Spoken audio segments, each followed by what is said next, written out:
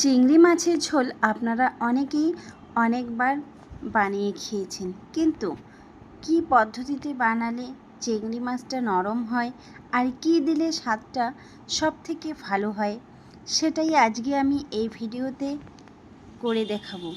সাথে থাকবে অনেক tips and tricks. By the way, আমি শেফ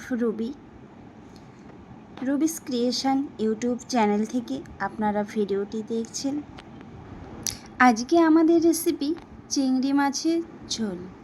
এরপর এখানে আমি সমস্তটা রেডি করে নিয়েছি, আর এই যে এখানে আমি সর্ষে আর কাজুটা দিয়ে দিলাম, পেস্ট করে নেব।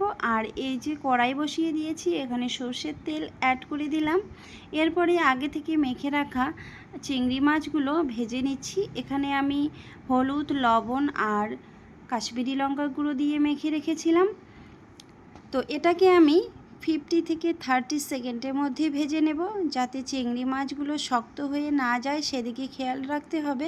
হালকা ব্রাউন হয়ে এলেই আমি কিন্তু নামিয়ে নিয়েছি।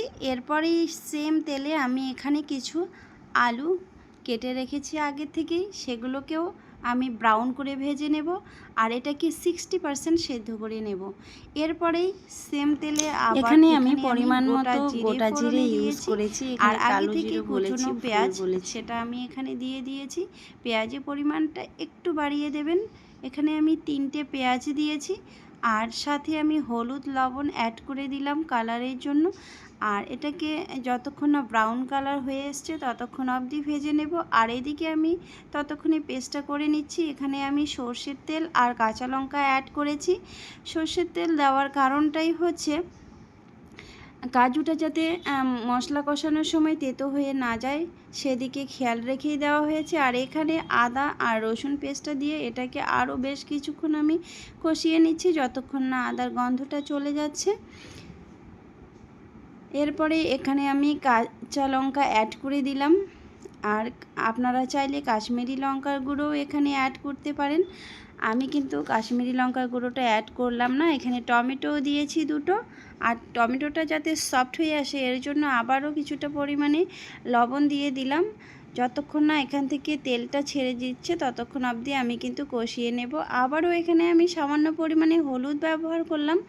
আপনারা চাইলে এখানেও একটু কাশ্মীরি লঙ্কার গুঁড়ো ব্যবহার করতে পারেন কালারের জন্য।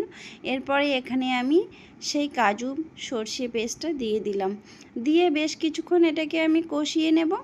বেশ কিছুক্ষণ কষিয়ে নেওয়ার পরেই আগে থেকে 60% সেদ্ধ করা আলুটা এখানে আমি দিয়ে দেব।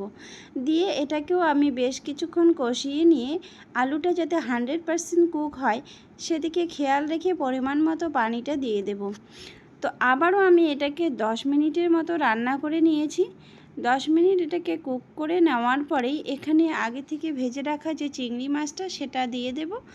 দিয়ে আবারও এটাকে আমি 3 থেকে 4 মিনিট রান্না করে নেব। আর এটা খেতে এতটাই টেস্টি হয়, আপনারা একবার এভাবে বানিয়ে না খেলে বুঝতেই পারবেন না। অবশ্যই আমি যেভাবে করেছি এই প্রসেসে একবার ট্রাই করবেন, খুব ভালো লাগবে আপনাদের। আমি তো মুগ্ধ হয়ে গেছি এটা খেয়ে। সত্যি আমার হাতের রান্না খেয়ে আমি নিজেই মুগ্ধ হয়ে যাই, এবং আমার বাড়ির সকলেই ভীষণ পছন্দ করেছি এটা।